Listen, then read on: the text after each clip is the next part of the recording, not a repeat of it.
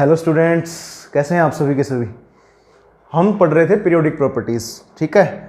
पिछले लेक्चर में मैंने आप लोगों को बताया था कि आयनाइजेशन एंथैल्पी क्या होती है और आयनिक रेडियाई क्या होती है। आज हम लोग पढ़ेंगे इलेक्ट्रॉन गेन एंथैल्पी, इलेक्ट्रोनेगेटिविटी और जो बची हुई पीरियोडिक प्रॉपर्टीज़ हैं इस चैप्टर के अंदर। आइए देखते हैं। सबसे पहले देखते हैं electron gain enthalpy.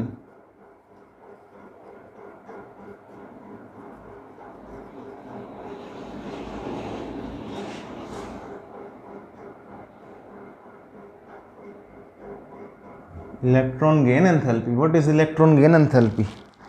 Electron gain enthalpy, जब भी किसी एटम के अंदर हम इलेक्ट्रॉन डालते हैं, कोई एटम है gaseous atom, isolated gaseous atom, कोई भी atom in its gaseous state, जब हम उसके अंदर क्या डालते हैं, इलेक्ट्रॉन डालते हैं, तब क्या होता है, ज़्यादातर एटम्स के अंदर से क्या निकलती है, एनर्जी निकलती है। और जैसे ही वो इलेक्ट्रॉन ले लेगा वो क्या बना देगा, एनायन बना देगा, ठीक है। सो electron gain enthalpy, it is the energy released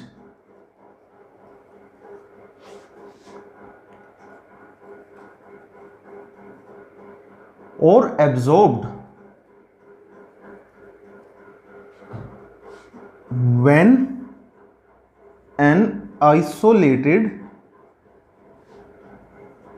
gaseous atom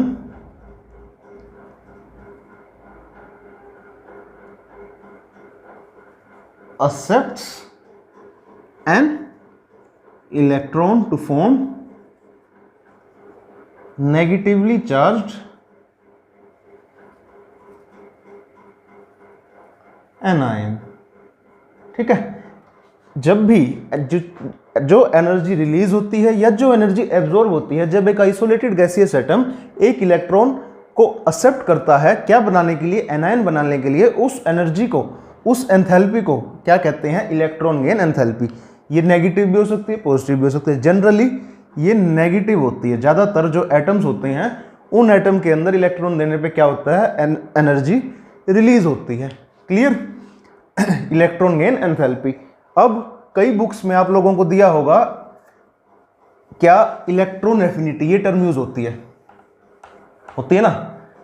पहले देखो, इलेक्ट्रॉन गेन एंथैल्पी, जब इलेक्ट्रॉन देने से एनर्जी रिलीज हो, जब इलेक्ट्रॉन देने से एनर्जी रिलीज हो, इलेक्ट्रॉन गेन एंथैल्पी क्या होगी, नेगेटिव होगी। और जब इलेक्ट्रॉन देने से एनर्जी भी देनी पड़े, मतलब जब हमने इलेक्ट्रॉन दिया उसके साथ साथ एनर्जी देनी पड़े, भाई जब तक एनर्जी नहीं देंगे वो इलेक्ट्रॉन एक्सेप्ट नहीं करेगा। कौन? एटम।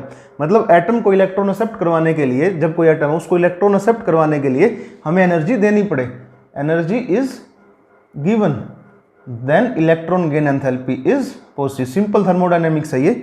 एनर्जी निकलती है नेगेटिव, एनर्जी देनी पड़ती है तो पॉजिटिव। सिंपल थर्मोडायनेमिक्स में एंथैल्पी का ये नोटेशंस होती हैं, energy released negative, energy is given positive. Clear?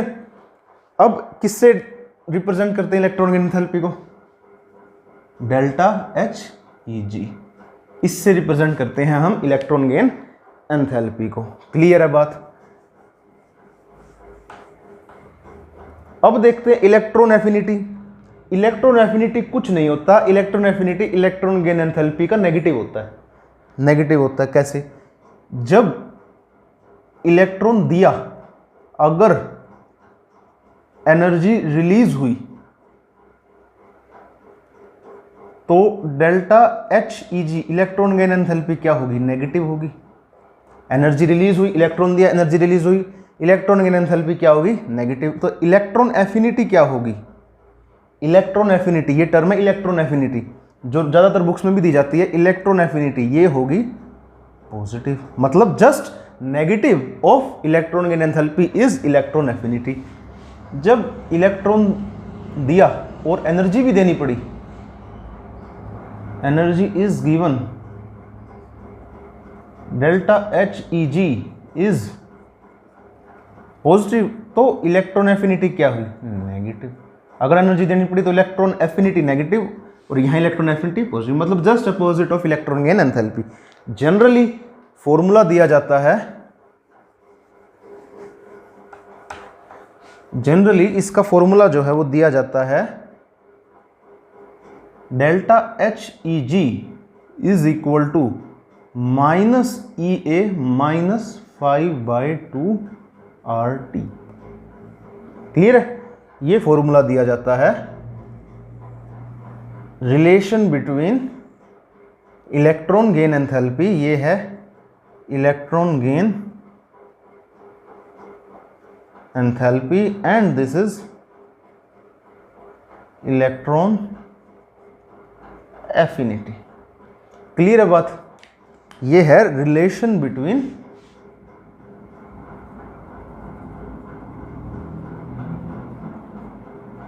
Electron affinity and electron gain enthalpy. Clear है यहां तक आपको सारी बात? हम यहां टर्म यूज करेंगे इलेक्ट्रॉन गेन एंथैल्पी आगे आगे जब इसके ट्रेंड्स पढ़ेंगे, और इसकी ये वैल्यू डिस्कस करेंगे ज्यादा नेगेटिव है या कम नेगेटिव है या पॉजिटिव है।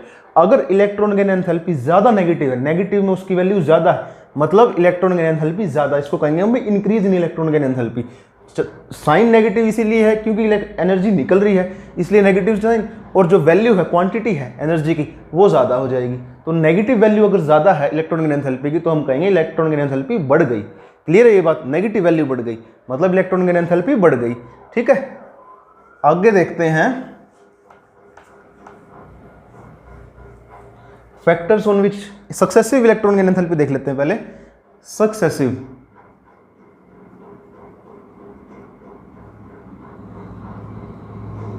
क्या होगी? सक्सेसिव इलेक्ट्रॉन गेन एंथैल्पी, अगर एक गैसीय एटम है उसके अंदर हमने इलेक्ट्रॉन डाल दिया, क्या हो गया? वो नेगेटिवली चार्ज एनायन हो गया। मान लो O है, O के अंदर इलेक्ट्रॉन डाल दिया, क्या बन गया? ये O नेगेटिव बन गया। अब O नेगेटिव के अंदर इलेक्ट्रॉन डालने के लिए, ये नेगेटिव है, नेगेटिव के अंदर नेगेटिव, अब ये एक दूसरे को रिपेल करेंगे नहीं करेंगे? बताओ, O नेगेटिव और इलेक्ट्रॉन एक दूसरे को रिपेल करेंगे। तो O नेगेटिव के अंदर जब हमें इलेक्ट्रॉन डालना है तब हमें एनर्जी बाहर से सप्लाई करनी पड़ेगी। समझ रहे हैं बात को? जब हमें O नेगेटिव के अंदर एक इलेक्ट्रॉन डालना है, O नेगेटिव पहले ही इलेक्ट्रॉन को रिपेल कर रहा है, जब हमें इसके अंदर इलेक्ट्रॉन डालना है तब हमें एनर्जी सप्लाई करनी पड़ेगी। Therefore delta H E G here is positive, यहां delta H E G positive है, यहां हमें एनर्जी बाहर से सप्लाई करनी पड़ेगी। यहां डेल्टा एच ई जी क्या था? नेगेटिव था। अब हमें मान लो अब क्या बन गया? O2 नेगेटिव बन गया।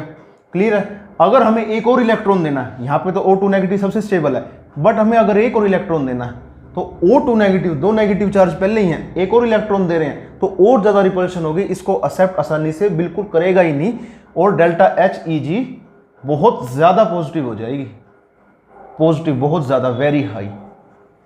इसीलिए O2 नेगेटिव ही स्टेबल होता है, but successive electron gain enthalpy is always positive. पहली इलेक्ट्रॉन गेन एंथैल्पी आपकी क्या हो सकती है? नेगेटिव। ज़्यादातर में पहली इलेक्ट्रॉन गेन एंथैल्पी नेगेटिव होती है क्योंकि इलेक्ट्रॉन एक्सेप्ट कर लेता है, बट जो सक्सेसिव इलेक्ट्रॉन गेन एंथैल्पी होती है वो हमेशा पॉजिटिव होती है। मतलब सक्सेसिव मतलब या कह लो delta H E G second electron gain enthalpy is always positive for an element. किसी भी एलिमेंट के लिए सेकेंड इलेक्ट्रॉन गेन एंथैल्पी मतलब नेगेटिव के अंदर नेगेटिव डालने पे एनर्जी देनी पड़ती है, इज ऑलवेज पॉजिटिव। क्लियर है?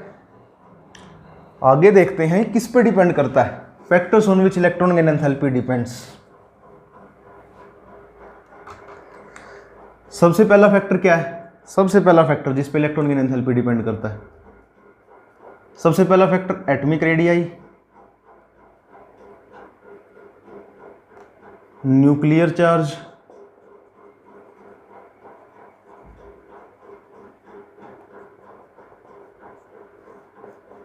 स्टेबल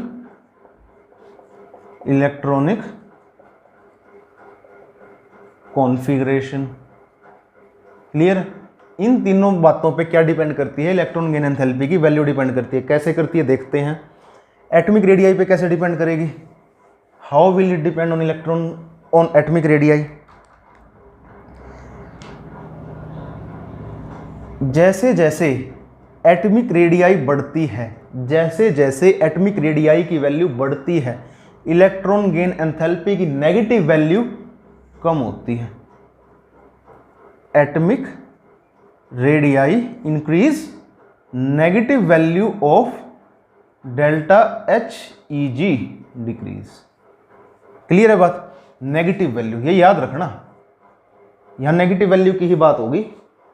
जैसे जैसे एटमिक रेडियाई इंक्रीज होगी, negative value of delta H E G decrease. ऐसा क्यों? एटमिक रेडियाई अगर बढ़ गई तो न्यूक्लियस से इलेक्ट्रॉन, लास्ट इलेक्ट्रॉन की जो डिस्टेंस है वो बढ़ गई, तो इलेक्ट्रॉन है नहीं सॉरी न्यूक्लियस है, न्यूक्लियस से जो लास्ट शेल है, जो लास्ट एनर्जी लेवल है किसी भी एटम का, जैसे अगर एटमिक रेडियाई बढ़ गई तो लास्ट एनर्जी लेवल न्यूक्लियस से दूर लाई कर रहा है, और न्यूक्लियस का जो फोर्स ऑफ अट्रैक्शन है उस लास्ट एनर्जी लेवल पे वो बहुत कम है। इसलिए जब हम इलेक्ट्रॉन देंगे तो न्यूक्लियस उसको उतनी तेजी से नहीं खींच पाएगा, और क्या हो जाएगा, जो डेल्टा एच ई जी इलेक्ट्रॉन गेन एंथैल्पी की वैल्यू है वो कम नेगेटिव होगी, मतलब इतनी एनर्जी नहीं निकलेगी। मतलब जो एटम है अगर उसकी रेडियाई बड़ी है तो वो इतना उत्सुक नहीं होगा किसके लिए, इलेक्ट्रॉन लेने के लिए। समझ रहे हैं बात को? जब जितना ज़्यादा एनर्जी लेवल दूर है, मतलब न्यूक्लियस से दूर है, तो न्यूक्लियस का उस पर इफेक्ट कम है और फोर्स ऑफ अट्रैक्शन कम है। अगर फोर्स ऑफ अट्रैक्शन कम है तो एटम इतना उत्सुक नहीं होगा इलेक्ट्रॉन लेने के लिए, क्योंकि वो न्यूक्लियस को खींच तो पा नहीं रहा। क्लियर है ना बात? तो उसका इफेक्ट कम है, इसीलिए क्या है, जितनी ज़्यादा रेडियाई बढ़ जाएगी उतनी कम उत्सुकता इलेक्ट्रॉन लेने की और उतनी कम value delta H E G की नेगेटिव वैल्यू। क्लियर है बात? आगे देखते हैं, ये तो थी एटमिक रेडियाई। अगला जो है वो न्यूक्लियर चार्ज, जैसा हमने आयनाइजेशन एंथैल्पी में पढ़ा था। अगला है न्यूक्लियर चार्ज।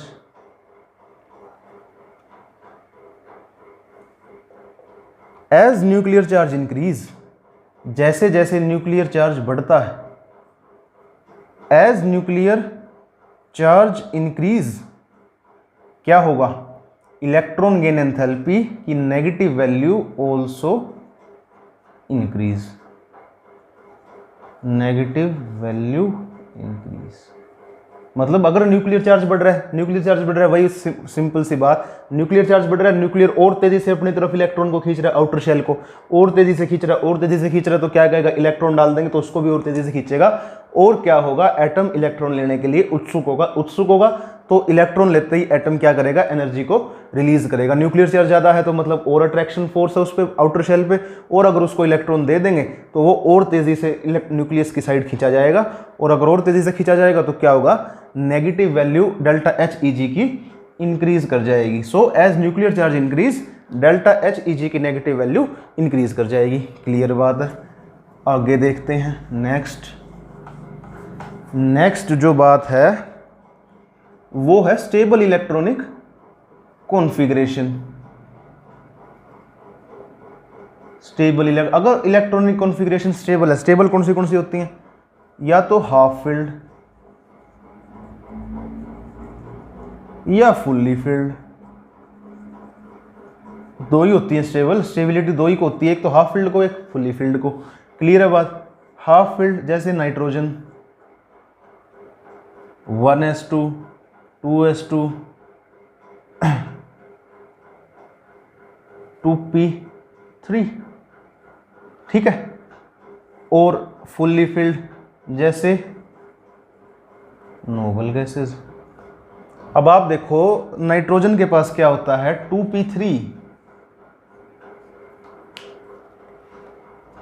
ये इलेक्ट्रॉनिक कॉन्फ़िगरेशन है नाइट्रोजन की। क्लियर है बात? तो इस इलेक्ट्रॉनिक कॉन्फ़िगरेशन के अंदर जब हम इलेक्ट्रॉन देंगे तो ये आसानी से इलेक्ट्रॉन नहीं ले पाएगा। इस इलेक्ट्रॉनिक कॉन्फ़िगरेशन में जब हम इलेक्ट्रॉन देंगे आसानी से नहीं ले पाएगा, इसलिए हमें एनर्जी सप्लाई करनी पड़ेगी, एनर्जी सप्लाई करनी पड़ेगी इलेक्ट्रॉन को इसके अंदर देने के लिए। इसीलिए नाइट्रोजन की जो फर्स्ट आयनाइजेशन एंथैल्पी होती है वो क्या होती है, पॉजिटिव होती है। मतलब क्योंकि नाइट्रोजन के अंदर स्टेबल इलेक्ट्रॉनिक कॉन्फ़िगरेशन है, half filled stable electronic configuration, therefore energy is to be supplied to nitrogen for it to accept an electron. इसीलिए नाइट्रोजन की first ionization electron gain enthalpy positive होती है नाइट्रोजन के लिए, क्योंकि half filled, fully filled, noble gases, सभी noble gases के लिए जो है पहली delta H E G positive होती है। For all noble gases electron gain enthalpy is positive, that is energy is to be given to them for them to accept an electron. Noble gases भी stable electronic configuration होती है, इसीलिए उसके अंदर भी electron अगर हमें देना है तो एक अगले शेल के अंदर देना होगा, फुल फिल्ड इलेक्ट्रॉनिक कॉन्फ़िगरेशन है तो अगला इलेक्ट्रॉन अगले एनर्जी लेवल में आएगा, इसीलिए हमें क्या देनी पड़ेगी, एनर्जी देनी पड़ेगी उसको इलेक्ट्रॉन एक्सेप्ट करवाने के लिए। नाइट्रोजन में भी सेम है, क्योंकि नाइट्रोजन में हाफ फील्ड है, इसमें फुली फील्ड है। क्लियर है बात, नोट डाउन कर लो इसको, बहुत इंपॉर्टेंट बातें हैं। आगे देखते हैं हम variation of electron gain enthalpy in the periodic table. सबसे पहले देखते हैं variation down the group.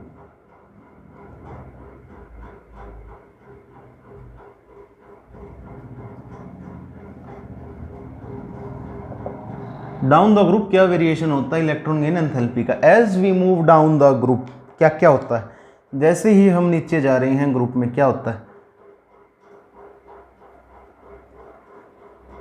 Atomic radii increases,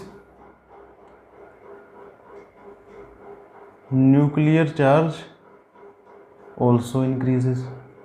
clear है बात, दोनों चीज होती है, बता रखी है पहले, ठीक है। अगर एटॉमिक रेडियाई बढ़ेगी, एटॉमिक रेडियाई हमने क्या पढ़ा था यहाँ पे, जैसे ही हम ग्रुप के नीचे जाते हैं, as we move down the group increase in atomic radii dominates over increase in nuclear charge.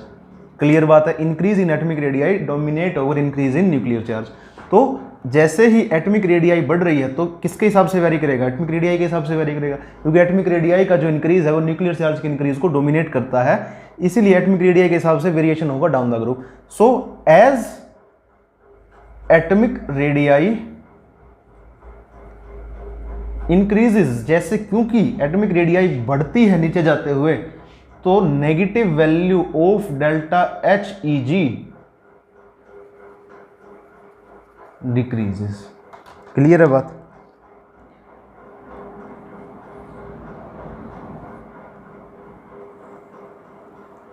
ठीक है।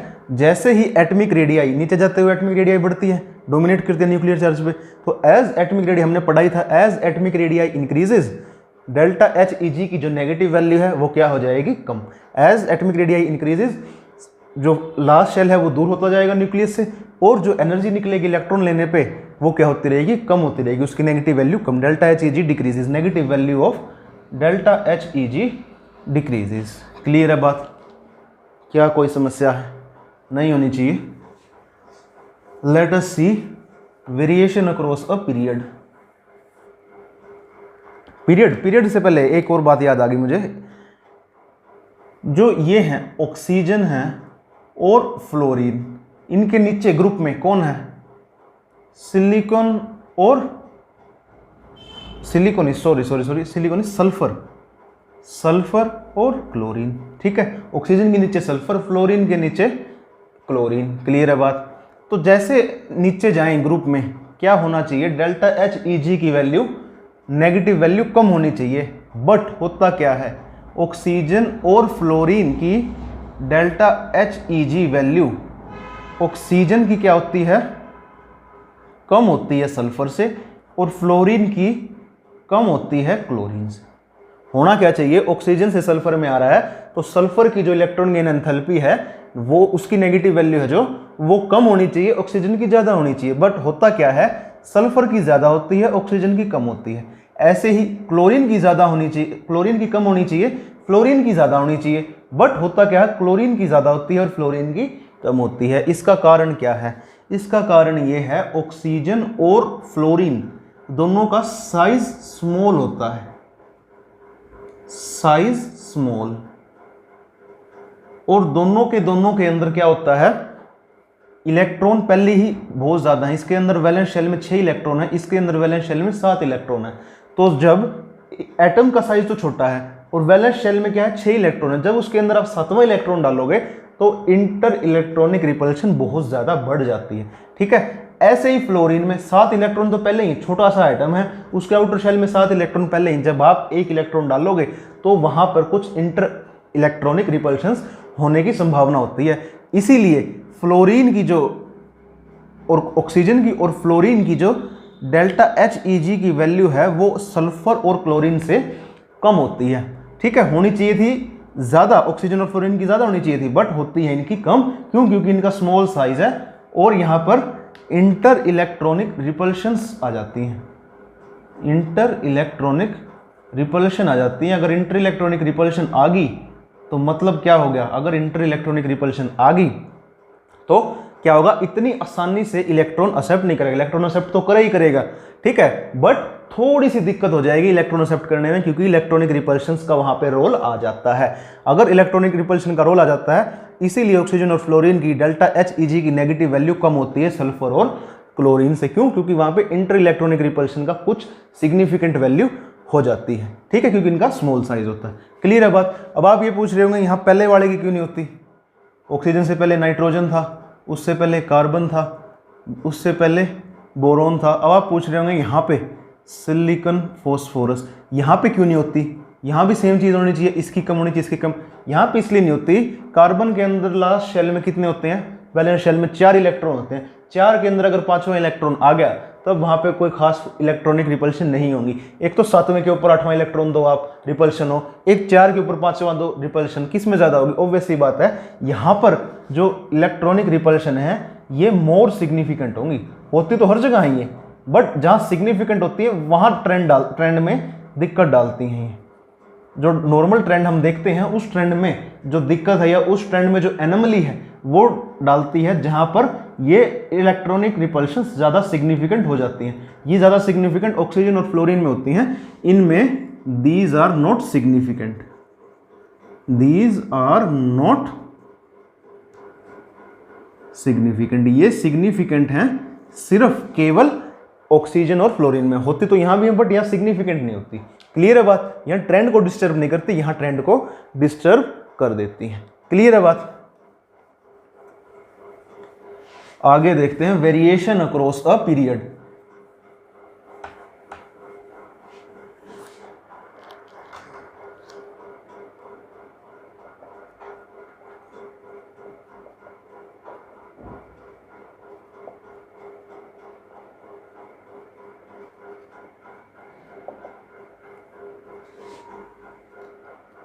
As we move across a period, जैसे अक्रॉस अ पीरियड हम जाते हैं क्या ऑब्जर्व होता है? एटॉमिक रेडियाई डिक्रीजेस,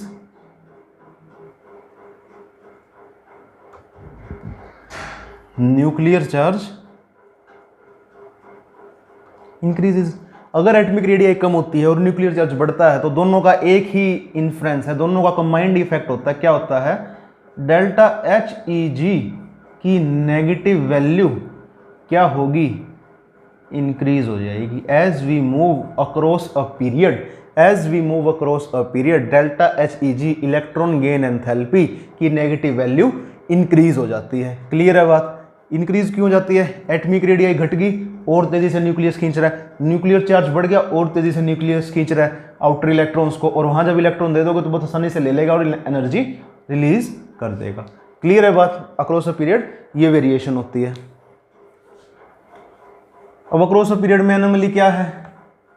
नाइट्रोजन और ऑक्सीजन हर जगह ही देखी जाती है। नाइट्रोजन और ऑक्सीजन, नाइट्रोजन ऑक्सीजन। नाइट्रोजन में आपको पता ही है 1s2 2s2 2p3 stable electronic configuration है।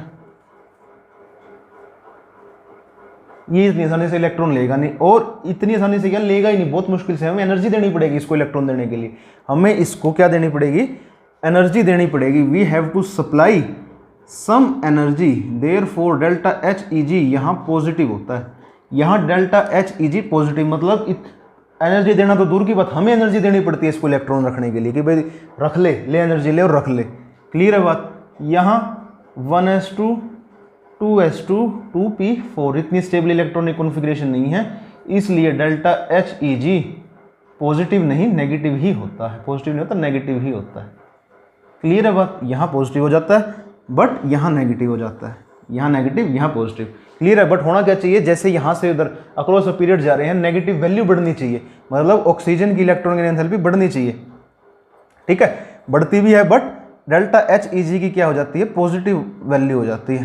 पॉजिटिव तो कहीं भी नहीं देखी जाती, बहुत कम देखी जाती है, बट इसकी पॉजिटिव हो जाती है, इसकी नेगेटिव ही रहती है। क्लियर है बात? आगे देखते हैं।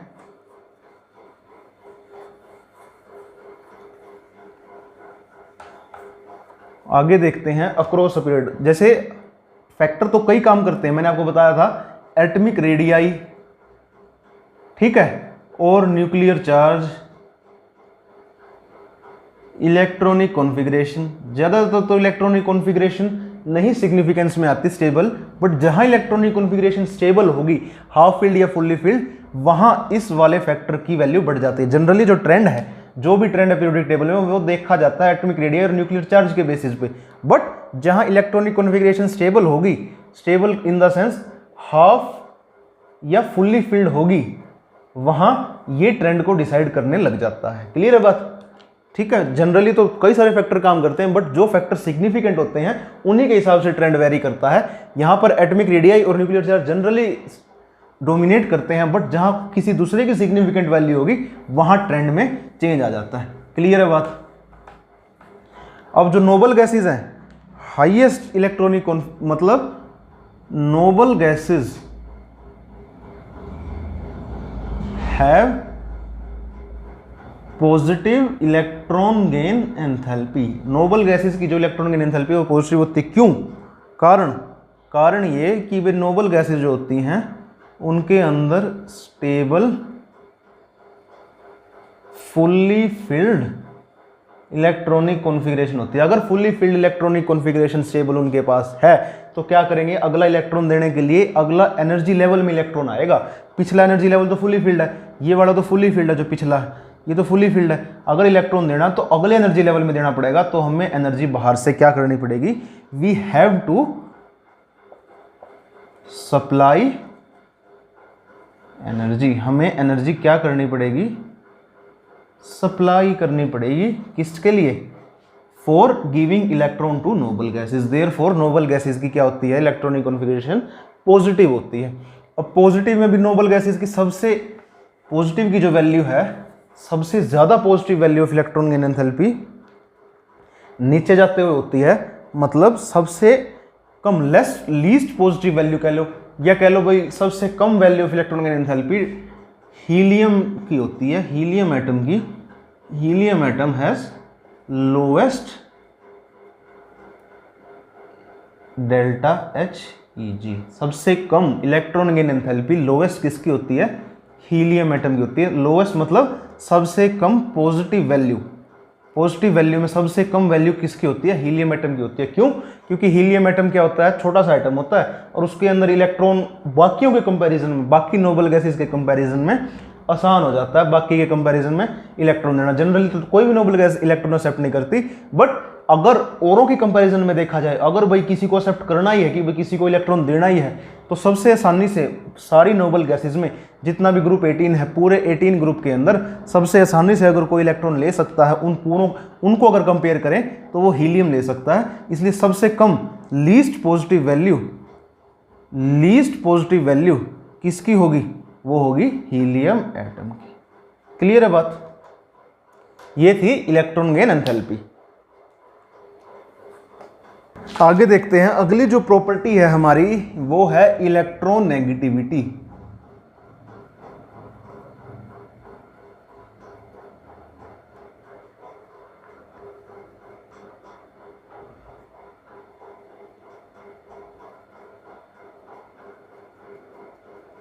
अगली जो प्रॉपर्टी है वो है electronegativity. What is electronegativity? Definition देखते हैं, वहीं से समझ में आ जाएगा।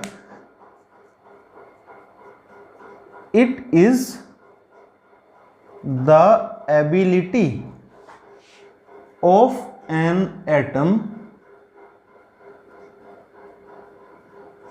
To attract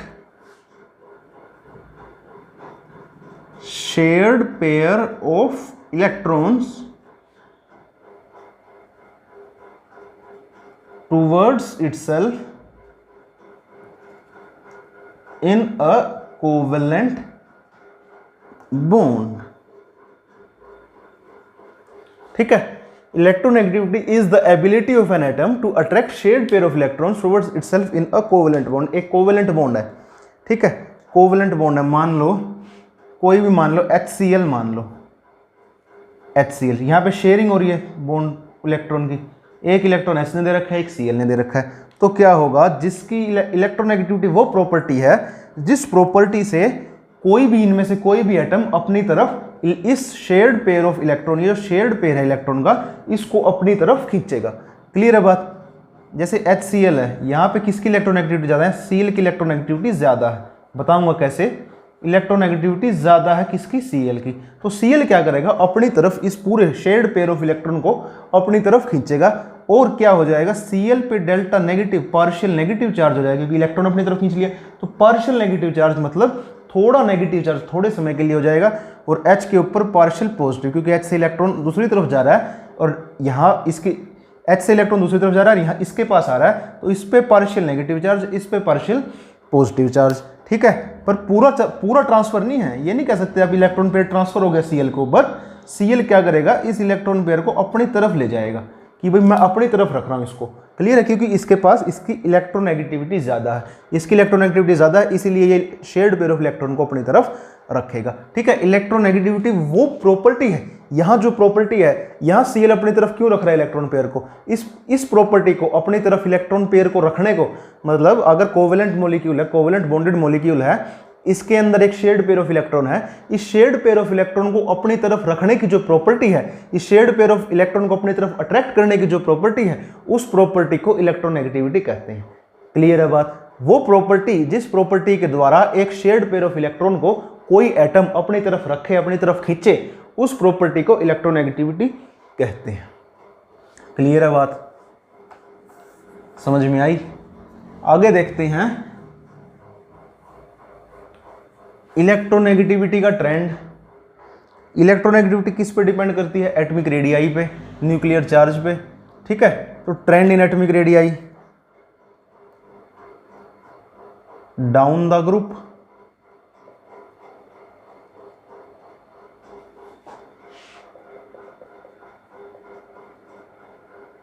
across the period.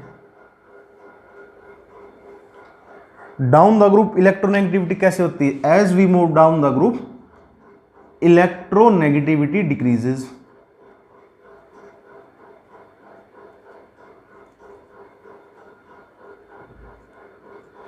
As we move across the period electronegativity increases. कारण एटॉमिक रेडियाई का कारण है। Atomic radii as we move down the group क्या होती है? इंक्रीजेज। एटॉमिक रेडियाई इंक्रीज होगी तो इलेक्ट्रॉन लेने की क्षमता अपने आप, वही न्यूक्लियर चार्ज वाली वही पुरानी कहानी कि अगर एटॉमिक रेडियाई बढ़ जाती है तो क्या होता है? इलेक्ट्रॉन अपने पास रखने की क्षमता नहीं होती, अपनी तरफ इलेक्ट्रॉन को नहीं खींचता। क्यों? क्योंकि रेडियाई ही इतनी बड़ी है, न्यूक्लियस का कोई उस पर इफेक्ट होता नहीं है, इसीलिए इलेक्ट्रोनेगेटिविटी डिक्रीज हो जाती है, इलेक्ट्रॉन रखने की क्षमता। और यहाँ जैसे हम we move across a period in a particular period, as we move across, तो क्या होता है? इलेक्ट्रोनेगेटिविटी इंक्रीज हो जाती है। क्यों? क्योंकि एटॉमिक रेडियाई डिक्रीज हो जाती है। As we move across a period atomic radii क्या हो जाएगी? डिक्रीज हो जाएगी। एटॉमिक रेडियाई डिक्रीज हो जाएगी तो क्या होगा? न्यूक्लियस का फोर्स बढ़ता चला जाएगा आउटर इलेक्ट्रॉन्स पे। आउटर इलेक्ट्रॉन्स पे अगर फोर्स बढ़ता चला जा रहा है तो क्या होगा? इलेक्ट्रोनेगेटिविटी ज्यादा होगी, मतलब अपनी तरफ इलेक्ट्रॉन खींचने की जो पावर है वो ज्यादा हो जाएगी as we move across a period. ठीक है, अब ज्यादातर इलेक्ट्रोनेगेटिविटी कौन से स्केल पे डिफाइन होती है? ये डिफाइंड होती है पोलिंग स्केल पे। कौन से पे? पोलिंग स्केल ऑफ इलेक्ट्रोनेगेटिविटी, इस पे डिपेंड होती है। अब पोलिंग स्केल के हिसाब से थोड़ी सी इलेक्ट्रोनेगेटिविटीज मैं आपको बता देता हूं। जनरल इलेक्ट्रोनेगेटिविटीज ऑफ एलिमेंट्स क्या होगी देखते हैं।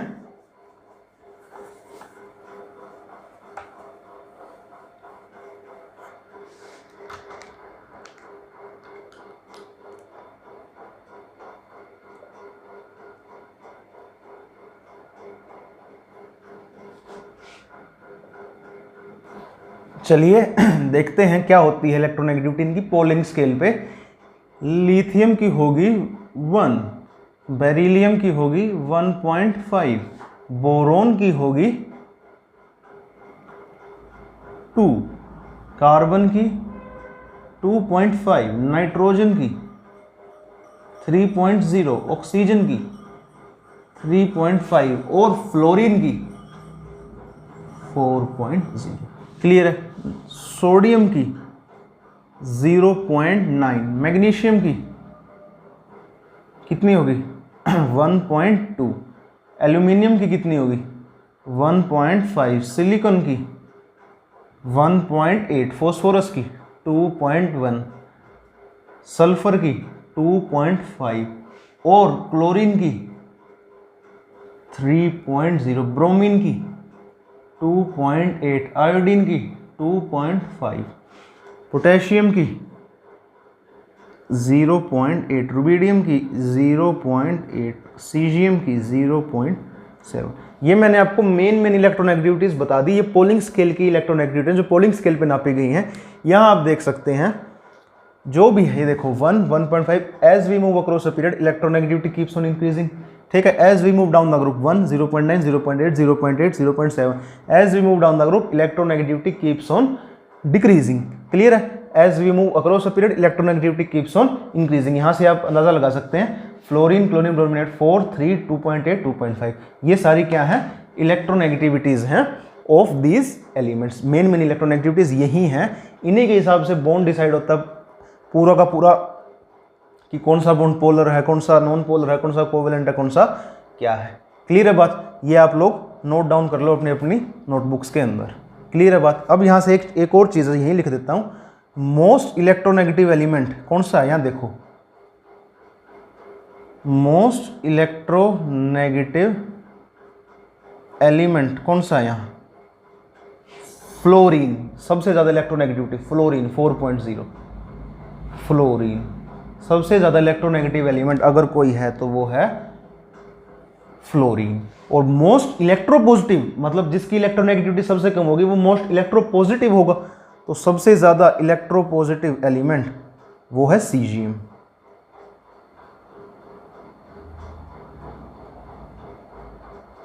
मोस्ट इलेक्ट्रोपॉजिटिव एलिमेंट है सीजियम। क्लियर है, यही लिख देता हूं सीजियम, जिसकी वैल्यू है 0.7। ठीक है, इन्हीं के बीच में यही सारी इलेक्ट्रोनेगेटिविटीज हैं जो मेनली यूज होती हैं। क्लियर है, मिटा दूं इसको, आगे मैं रब कर देता हूं। आगे देखो, नोट कर लेना इसको अपनी अपनी नोटबुक्स के अंदर।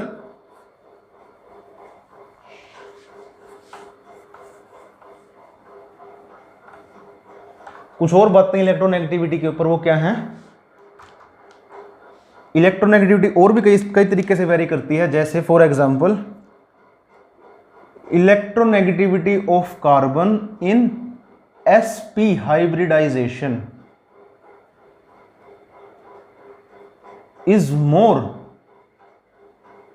than carbon in sp3 hybridization।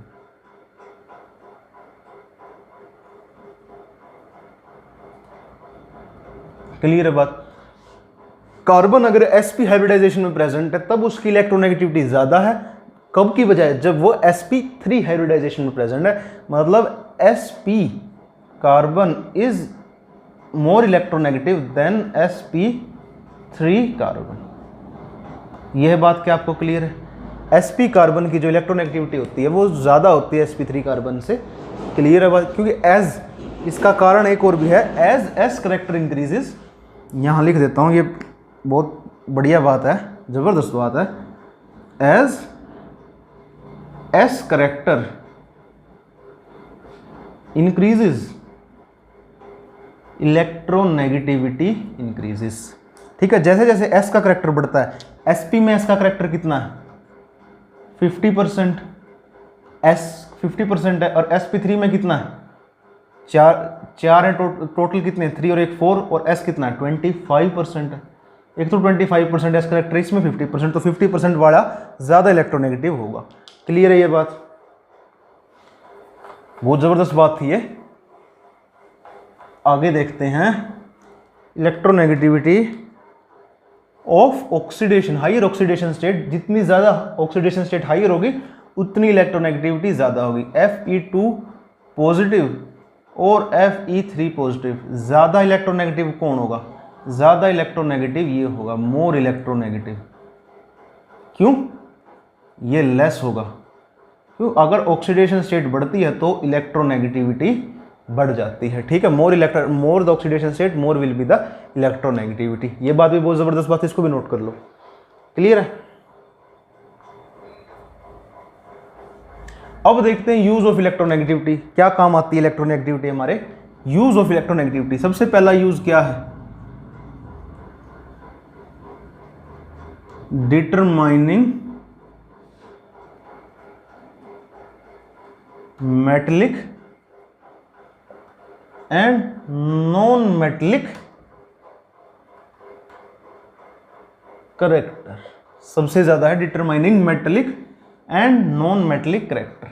ठीक है, जैसे जैसे इलेक्ट्रोनेगेटिविटी बढ़ती चली जाएगी, नॉन मेटलिक करेक्टर क्या होता जाएगा, इंक्रीज होता चला जाएगा। और अगर इलेक्ट्रोनेगेटिविटी कम होती चली जाएगी तो मेटलिक करेक्टर बढ़ता चला जाएगा। इसीलिए as we move across a period, electronegativity increases. As electronegativity increases, therefore non-metallic character increases. Non-metallic character increases. As we move down the group, electronegativity decreases. So metallic character increases. तो electronegativity और metallic और non metallic character एक दूसरे से interrelated है। Electronegativity ज्यादा होगी non metallic character होगा, और इलेक्ट्रोनेगेटिविटी कम होगी तो मेटलिक करेक्टर होगा। क्लियर है बात। इसी तरह पीरियोडिक टेबल में ये चीजें हैं। ठीक है, एक बार और भी दिखा देता हूं आपको। अगर बात करें थर्ड पीरियड की, क्या होगा, sodium, magnesium, aluminium, silicon, phosphorus, sulphur, oxygen, sorry sulphur, oxygen नहीं आएगा, क्लोरीन। ठीक है, sodium, potassium, rubidium and caesium. ठीक है, अब यहां देखो, यहां इलेक्ट्रोनेगेटिविटी उस साइड जाएंगे इलेक्ट्रोनेगेटिविटी बढ़ रही है, नीचे जाएंगे इलेक्ट्रोनेगेटिविटी कम हो रही है। ठीक है, अब जो ये हैं, these are non metals, pure non metals. These are pure metals and silicon is a metalloid. Metal और नॉन मेटल की दोनों की प्रॉपर्टीज रखने वाले एलिमेंट को मेटलॉइड कहते हैं। ठीक है, ये तो प्योर मेटल हो गए, pure metallic character sodium magnesium, इसमें ये मेटलॉइड हो गया, मतलब दोनों के करेक्टर ट्रांजिशन ये नॉन मेटलिक हो गए। क्लियर है, ये सारे क्या हैं, प्योर मेटल्स हैं, pure metals, very good metals. ठीक है, ये सारी बातें इलेक्ट्रोनेगेटिविटी के बेसिस पे हमें पता चल जाती हैं। क्लियर है बात, नोट डाउन कर लो। हैं अगली क्या प्रॉपर्टी है, अगला का यूज है इलेक्ट्रोनेगेटिविटी का, हेल्प्स अस टू डिटरमाइन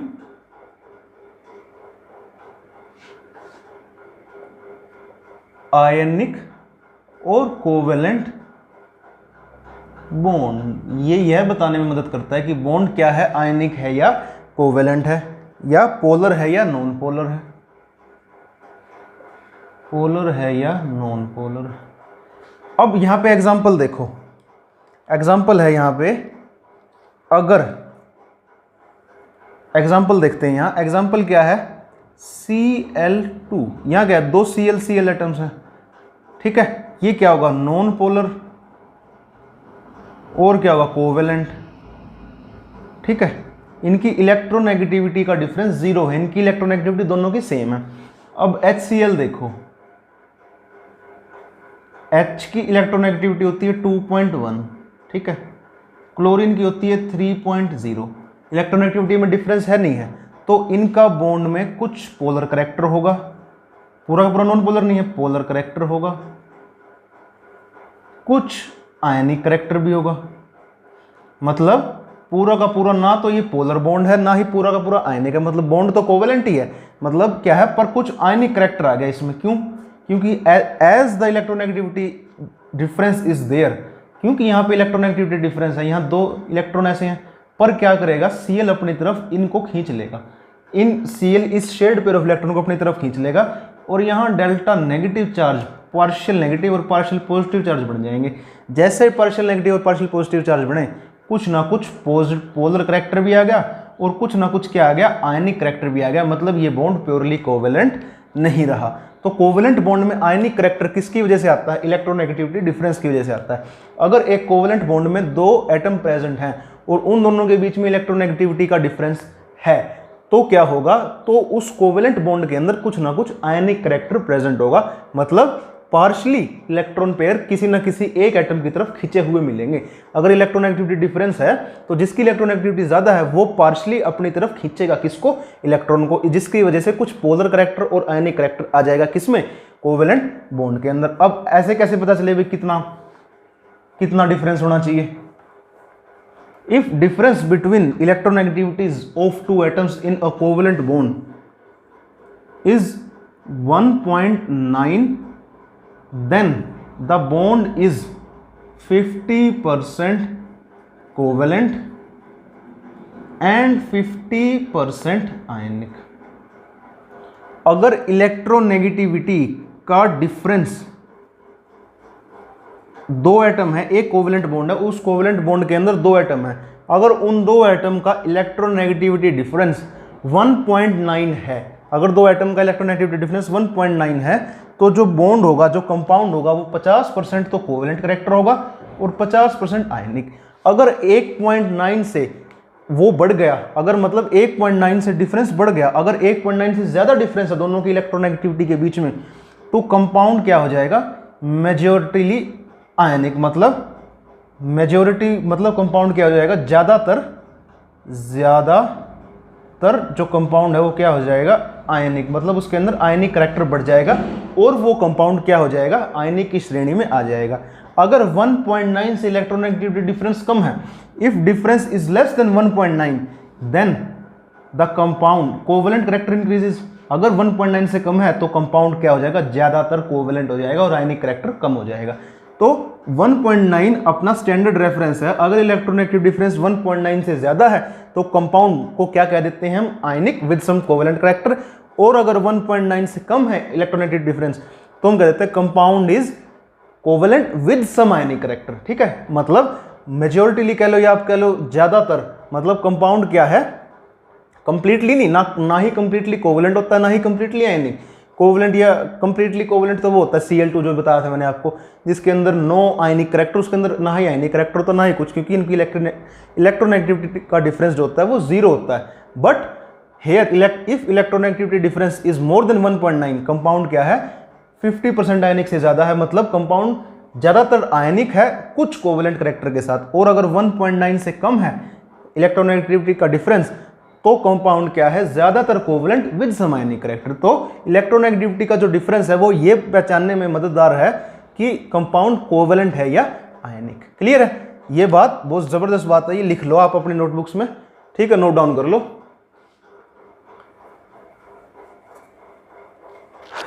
आगे देखते हैं हम कुछ पीरियोडिक ट्रेंड्स केमिकल प्रॉपर्टीज के अंदर, some periodic trends in chemical properties. जैसे सबसे पहली प्रॉपर्टी है पीरियोडिक ट्रेंड इन वैलेंसी या oxidation state. Periodic trend in valency और ऑक्सीडेशन स्टेट। ऑक्सीडेशन स्टेट और वैलेंसी, वैलेंसी क्या होती है, वैलेंसी वो होती है जब आउटर इलेक्ट्रॉनिक कॉन्फ़िगरेशन है, जो आउटर शेल है, आउटर एनर्जी लेवल से एक इलेक्ट्रॉन देना लेना, दो इलेक्ट्रॉन देना लेना, जितने भी इलेक्ट्रॉन देगा या लेगा अपने आप को स्टेबल करने के लिए, उसको वैलेंसी कहते हैं। ठीक है, और ऑक्सीडेशन स्टेट क्या है, ऑक्सीडेशन स्टेट वो स्टेट है जिस स्टेट के अंदर जो सबसे स्टेबल वैलेंसी है, उस वैलेंसी में मतलब जिस वैलेंसी में वो एग्जिस्ट कर रहा है फिलहाल, उसको क्या कहेंगे हम, ऑक्सीडेशन स्टेट कहेंगे किसी भी एटम के लिए। क्लियर है ये बात, डेफिनेशन लिखने की जरूरत तो नहीं है वैलेंसी और ऑक्सीडेशन स्टेट की। बट अब इसका देखते हैं हम trend across a period and down the group. सबसे पहले देखते हैं across a period. As we move across a period क्या होता जाएगा, पहले वैलेंसी इंक्रीज होगी 1 से 4, first valency increases from 1 to 4, then decreases from 4 to 1। पहले वैलेंसी इंक्रीज होगी 1 से लेके 4 तक, फिर डिक्रीज होगी 4 से लेके 1 तक। कैसे, sodium, magnesium, aluminium, silicon, phosphorus, sulphur, chlorine. सबसे पहले क्या थी? +1। सोडियम की वैलेंसी क्या है? +1। एक इलेक्ट्रॉन क्या कर देगा? ये दे देगा +1। मैग्नीशियम +2, एल्यूमिनियम +3, सिलिकॉन +4, या तो +4 -4 भी हो जाते, जनरली शेयर करता है। फॉस्फोरस क्या होगी? -3, सल्फर क्या होगी? -2, क्लोरीन क्या होगी? -1। क्लियर है बात? फॉस्फोरस +5 में भी एग्जिस्ट कर जाता है कई बार, +5 में कई बार एग्जिस्ट कर जाता है, ठीक है। बट जनरली ये होगी क्या? Valency when we move across a period, ठीक है। पहले 1 से 4 जाती है, फिर 4 से 1 जाती है। क्लियर है ये बात आपको? क्लियर है? ठीक है। अब देखते हैं डाउन द ग्रुप वैलेंसी कैसे वेरी करती है।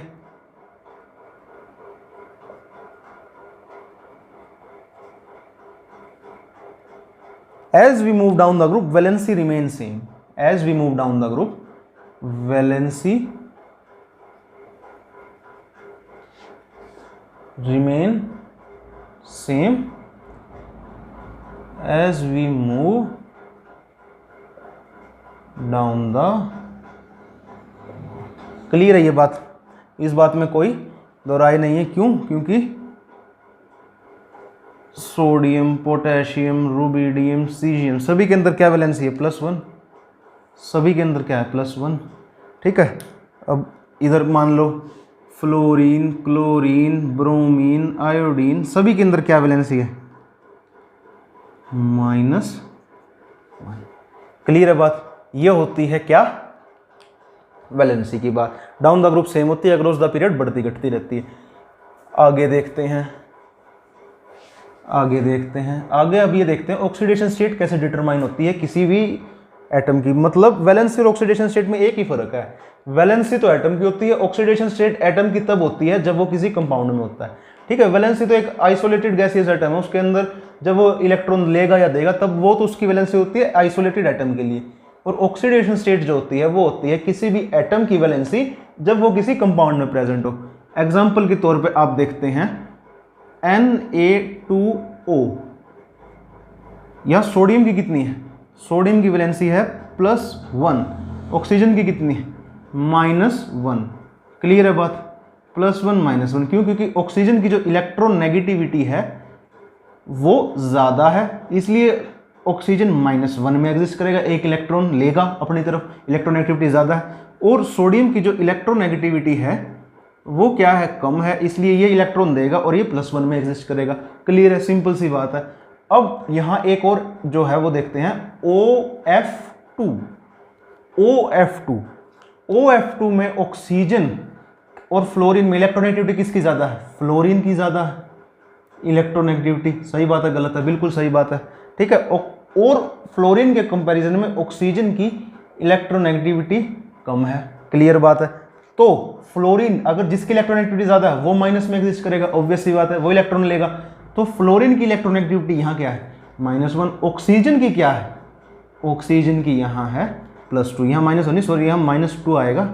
सॉरी, मैं फ्लोरीन बड़ा याद रह गया था। यहाँ -2 आएगा, -1 नहीं आएगा। -2 ऑक्सीजन की क्या होगी? यहाँ पे क्या होगी? यहाँ फ्लोरीन की इलेक्ट्रोनेगेटिविटी ज़्यादा है ऑक्सीजन से, इसलिए फ्लोरीन -1 में एग्जिस्ट करेगा और ऑक्सीजन +2 में एक्ट करेगा। यहाँ -2 में ऑक्सीजन था, यहाँ +2 में ऑक्सीजन था, तो यहाँ ऑक्सीजन की जो ऑक्सीडेशन स्टेट थी वो -2 थी और फ्लोरीन की यहाँ ऑक्सीजन की ऑक्सीडेशन स्टेट क्या थी? +2 थी। तो इसीलिए हम टर्म वैलेंसी की बजाय ज़्यादातर आजकल जो टर्म है वैलेंसी कम यूज होती है, ऑक्सीडेशन स्टेट ज़्यादा होती है। क्यों? क्योंकि ऑक्सीडेशन स्टेट हमें बताती है कि किसी भी कंपाउंड के अंदर पर्टिकुलर एटम किस वैलेंसी में एग्जिस्ट कर रहा है या किस ऑक्सीडेशन स्टेट या किस +2 +1 +1 -2 किस स्टेट में एग्जिस्ट कर रहा है, ये हमें ऑक्सीडेशन स्टेट बताती है, ना कि वैलेंसी। इसीलिए ऑक्सीडेशन स्टेट जो टर्म है वो ज़्यादा यूज होती है, ठीक है। यहाँ देखो ऑक्सीडेशन स्टेट +2, यहाँ -2। Oxidation state is the valency of an atom in a compound, ठीक है, जिसकी ज़्यादा इलेक्ट्रॉन दूसरे कंपाउंड के relative. Oxidation state is valency of an atom in a compound with respect to the other atom. इस atom के हिसाब से, यहाँ ऑक्सीजन के साथ फ्लोरीन था, ज्यादा इलेक्ट्रोनेगेटिविटी इसलिए +2, यहाँ ऑक्सीजन के साथ सोडियम था, कम इलेक्ट्रोनेगेटिविटी इसलिए -2। तो मतलब with respect to particular atom with which it is present in the compound. So oxidation state is the valency of an atom in a compound with respect to the other atom present in the same compound. Clear है? इसलिए जो term है आजकल ज्यादा use होती है वो oxidation state use होती है। क्लियर है बात? कोई समस्या? ठीक है।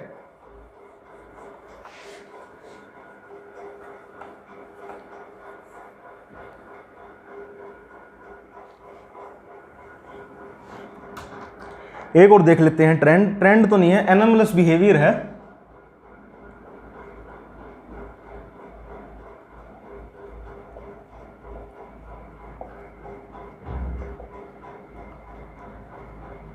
और सेकंड पीरियड एलिमेंट्स, जो सेकंड पीरियड के एलिमेंट्स हैं वो एनोमलियस बिहेवियर करते हैं with respect to the other elements down the group in from those atoms. कैसे? इधर देखिए, मान लो कौन सा second period, lithium, beryllium, boron, carbon, nitrogen, oxygen and fluorine. अब क्या है, इनके नीचे क्या है, सोडियम, मैग्नीशियम, ठीक है, aluminium, silicon, phosphorus, sulphur, chlorine. अब क्या है, ज्यादातर क्या होता है, जो ये ऊपर वाले हैं जो ब्लू कलर से लिखे हुए हैं मैंने, इनकी प्रॉपर्टी नीचे वालों से थोड़ी थोड़ी डिफर करती है। ठीक है, ज्यादातर तो जो डाउन द ग्रुप है, एक ग्रुप के अंदर प्रॉपर्टी सेम होनी चाहिए, ठीक है, बट इनकी प्रॉपर्टी और इसकी और इसकी, इनकी और इनकी, मतलब इसकी और इन सारों की, इसकी और इसकी सारों की प्रॉपर्टी क्या है, इन सारों की प्रॉपर्टी, ऊपर वाला जो सेकंड पीरियड है, ये सेकंड पीरियड है, जो सेकंड पीरियड ऑफ एलिमेंट्स हैं, इन एलिमेंट्स की प्रॉपर्टी डिफर करती है बाकी एलिमेंट्स ऑफ द ग्रुप की वजह से। जैसे क्या प्रॉपर्टी, लिथियम ज्यादातर क्या है, हायर इलेक्ट्रोनेगेटिविटी शो करता है, इलेक्ट्रोनेगेटिविटी हायर शो करता है। लिथियम क्या करता है, ज्यादातर कोवलेंट कंपाउंड बनाता है। लिथियम मेक्स मोस्ट को, मतलब ज्यादातर जो लिथियम के कंपाउंड होते हैं उनके अंदर कोवलेंट करेक्टर होता है। होना क्या चाहिए, आयनिक करेक्टर। क्यों? क्योंकि लिथियम एल्कली मेटल के साथ प्रेजेंट है। ऐसे ही इन सब के अंदर होता है, ठीक है, कार्बन, नाइट्रोजन, ऑक्सीजन, फ्लोरीन सब के अंदर सेम होता है। ये जो है ये कम, इनकी प्रॉपर्टी अलग होती है बाकी सारे एलिमेंट्स के अंदर। कारण क्या है इसका, what is the reason for this anomaly of second period elements with respect to the other elements present down the group? क्या है, जो सेकंड पीरियड एलिमेंट होते हैं उनका क्या होता है, साइज स्मॉल होता है, पहली बात। दूसरी बात क्या होती है, सेकंड पीरियड के अंदर डी सबशेल नहीं होता, ठीक है। सेकंड पीरियड के अंदर क्या होता है, सेकंड पीरियड के जो एलिमेंट हैं इनका साइज स्मॉल होता है। एक क्या होता है, सेकंड पीरियड एलिमेंट का के अंदर डी सबशेल प्रेजेंट नहीं होता, एब्सेंट होता है, एब्सेंट होता है, ठीक है। सेकंड पीरियड एलिमेंट का एक तो साइज स्मॉल, बाकी सबसे साइज स्मॉल होता है, और सेकंड पीरियड के अंदर डी सबशेल नहीं होता, इन बाकी सब के अंदर डी सबशेल है। तो अगर डी सबशेल है तो क्या होगा, तो ये ज्यादा कोवेलेंसी शो कर सकते हैं, ज्यादा ऑक्सीडेशन स्टेट भी शो कर सकते हैं। मतलब फॉस्फोरस है, सल्फर है, क्या कर सकते हैं, सल्फर क्या है, +6 ऑक्सीडेशन स्टेट भी शो करता है कई बार सल्फर। फॉस्फोरस +5 भी करता है कई बार शो, ठीक है, बट नाइट्रोजन और ऑक्सीजन +5 +6 शो नहीं कर सकते। क्यों? क्योंकि उनके पास डी सबशेल नहीं है। इनके पास डी सबशेल है, एम्प्टी डी सबशेल है, बल्कि डी नहीं एम्प्टी डी। अगर एम्प्टी डी है तो ये कहीं से भी इलेक्ट्रॉन अपनी तरफ ले भी सकते हैं। इनके पास एम्प्टी डी सबशेल है तो क्या कर सकते हैं, ये इलेक्ट्रॉन को अकोमोडेट कर सकते हैं उस डी सबशेल के अंदर। इसीलिए इनके अंदर कोई डी सबशेल नहीं है, इनके अंदर सिर्फ 2p तक है, ठीक है। अगर इनके अंदर सिर्फ 2p तक है तो क्या इसकी वजह से ये ज्यादा कोवेलेंसी या ज्यादा ऑक्सीडेशन स्टेट शो नहीं कर सकते, जबकि ये वाले ऑक्सीडेशन स्टेट भी अलग शो कर सकते हैं। इनका साइज भी स्मॉल है, जिसकी वजह से इनकी प्रॉपर्टी बाकी सबसे थोड़ी थोड़ी डिफर करती है। क्यों? कारण क्या है, साइज इज स्मॉल और second period elements and second period elements do not have D subshell. Clear है ये बात? ये बात थी।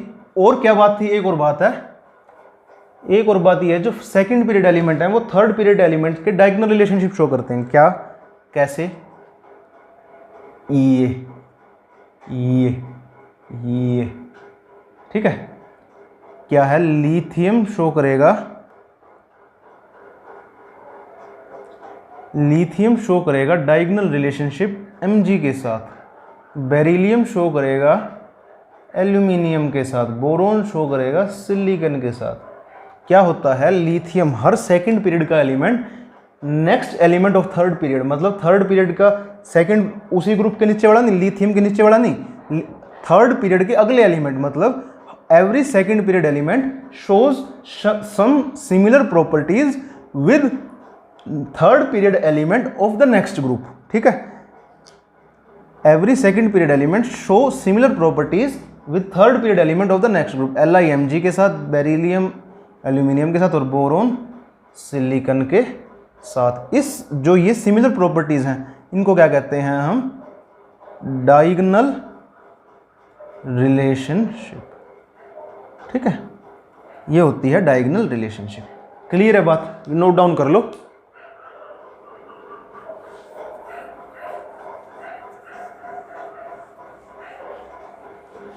एक और छोटी सी चीज रहेगी इसके अंदर, वो क्या है बता देता हूं अभी की अभी। साथ के साथ एक और चीज है, ज्यादातर हम केमिकल रिएक्टिविटी कैसे डिटरमाइन करते हैं, डिटरमाइनिंग केमिकल रिएक्टिविटी। ज़्यादातर केमिकल रिएक्टिविटी कैसे डिटरमाइन होती है, ज़्यादातर केमिकल रिएक्टिविटी जितना हम मतलब एक्सट्रीम्स पे जाएंगे पीरियोडिक टेबल के, मतलब जैसे इधर एल्कली मेटल है, एल्कली मेटल है, इधर हैलोजेंस हैं, बीच में ट्रांजिशन मेटल है, तो जैसे जैसे हम एक्सट्रीम्स पे जाएंगे, मतलब most reactive elements of the periodic table are at the extremes, मतलब सबसे ज़्यादा मोस्ट रिएक्टिव एल्कली मेटल होते हैं, मोस्ट रिएक्टिव, और हैलोजेंस ये भी मोस्ट रिएक्टिव होते हैं। नोबल गैसेस रिएक्टिव ही नहीं होती। ट्रांजिशन मेटल क्या होते हैं, reactive in between, reactive in between alkali metals and halogens. Halogens और एल्कली मेटल के बीच में रिएक्टिव कौन होते हैं, ट्रांजिशन मेटल। इनका मेटलिक करैक्टर भी क्या होता है, एल्कली मेटल से कम होता है, लेस मेटलिक करैक्टर। इनका जो मेटलिक करैक्टर है वो भी लेस होता है देन एल्कली मेटल्स। ठीक है ये बात, ठीक है। ये सारी बात कैसे डिटरमाइन होती है पीरियोडिक टेबल में। एल्कली मेटल जो इधर most reactive, halogen most reactive, transition metal less reactive. ठीक है, इनर ट्रांजिशन मेटल और लेस रिएक्टिव। ठीक है, ये बात क्लियर है आपको। ठीक है, ज्यादा रिएक्टिव +1 +1 +1 -1 ये ऑक्सीडेशन स्टेट्स इनकी होती हैं। अब हम डिटरमाइन करते हैं कि ये कौन सी अगर हमें इनकी रिएक्टिविटी देखनी है, रिएक्टिविटी या नेचर देखना है, nature of these atoms, nature of these elements, तो हम क्या देखते हैं, इनके ऑक्साइड्स और हैलोजन के साथ रिएक्शन देखते हैं। ठीक है, अगर हमें किसी भी एटम की रिएक्टिविटी देखनी है तो हम उसकी रिएक्टिविटी देखते हैं या तो ऑक्सीजन के साथ या हैलोजन के साथ। यहाँ ऑक्सीजन के साथ देखेंगे। ठीक है, क्या होगी ऑक्सीजन के साथ रिएक्शन, मान लो थर्ड पीरियड ले लिया, सोडियम, सोडियम का क्या ऑक्साइड बनाएगा, Na2O।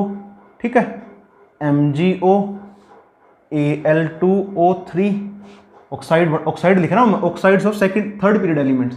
ठीक है, these are oxides of third period elements. ठीक है, Al2O3, SiO4, सॉरी SiO4 नहीं आएगा,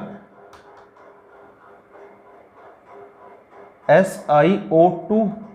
ठीक है, P2O5, जनरली P2O5 बनता है क्योंकि ऑक्सीजन की इलेक्ट्रॉनिक ज़्यादा है, इसलिए यहाँ फॉस्फोरस +5 में एग्जिस्ट कर रहा है। ठीक है, उसके बाद क्या होगा, सल्फर के साथ SO2 और Cl2O। क्लियर है बात, क्लियर है, कोई समस्या नहीं। बट अब यहाँ पे हम क्या देखेंगे, यहाँ पे हम देखते हैं जो ये ऑक्साइड है, ये क्या है, दीज आर एसिडिक ऑक्साइड्स। ठीक है। These are basic oxides and this is amphoteric oxide. ये ऑक्साइड का नेचर है, कैसे ऑक्साइड बनाते हैं, इससे रिएक्टिविटी पता चलती है। And this is SiO2 is weakly acidic. Weakly acidic oxides, weekly ये मॉडरेटली एसिडिक, ये हाईली एसिडिक, ये हाईएस्ट एसिडिक, ठीक है। ये बेसिक, ये एम्फोटेरिक। एम्फोटेरिक ऑक्साइड का मतलब जो दोनों हो, बेसिक भी और क्या, बेसिक भी हो और क्या हो, एसिडिक भी हो, मतलब दोनों की प्रॉपर्टी शो करते हो, बेसिक प्लस एसिडिक। तो अगर हमें रिएक्टिविटी देखनी होती है तो हम देखते हैं कौन सा एटम ऑक्साइड किस प्रकार की बना रहा है, मतलब एसिडिक ऑक्साइड बना रहा है, बेसिक बना रहा है, एम्फोटेरिक बना रहा है, कैसी बना रहा है। हैलोजेंस भी देखते हैं, बट हैलोजेंस यहाँ डिस्कस नहीं करेंगे, यहाँ डिस्कस सिर्फ ऑक्साइड होंगी, ठीक है। ये देख ले, ये लिख लीजिएगा अपने नोटबुक में, बहुत इंपॉर्टेंट चीज है, कौन सा एटम कैसी ऑक्साइड बनाता है, ठीक है। क्लियर है बात।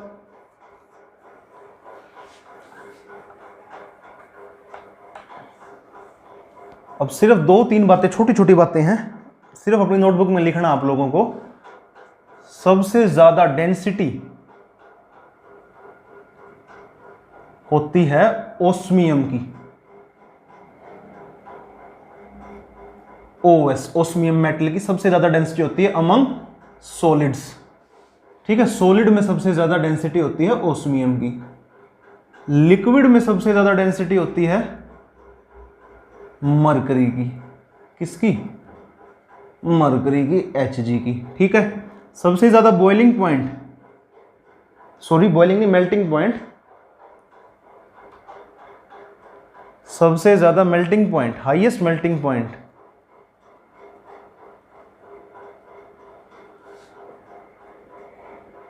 होता है टंगस्टन का। आप अपनी अपनी बुक्स में चेक कर लेना कितना होता है, ठीक है। मेरे को भी याद नहीं है, ध्यान नहीं है, बट आप अपनी बुक्स में चेक कर लेना क्या होता है, क्या डेंसिटी होती है। Highest density among solids is osmium and among liquids is mercury and highest melting point is tungsten. Clear है, अमंग मेटल्स। और highest oxidation state, highest oxidation state is of osmium. Osmium की highest oxidation state भी होती है जो कि है +8।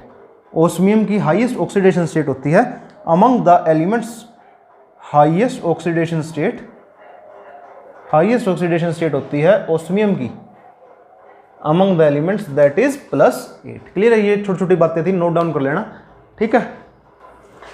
Thank you students मेरे साथ जुड़ने के लिए। पीरियोडिक प्रॉपर्टीज यहाँ पे होता है खत्म। इसके बाद हम नेक्स्ट चैप्टर करेंगे नेक्स्ट सेशन में, नेक्स्ट क्लास में। तब तक के लिए जुड़े रहें और कैम गीक को सब्सक्राइब कर लें। Thank you.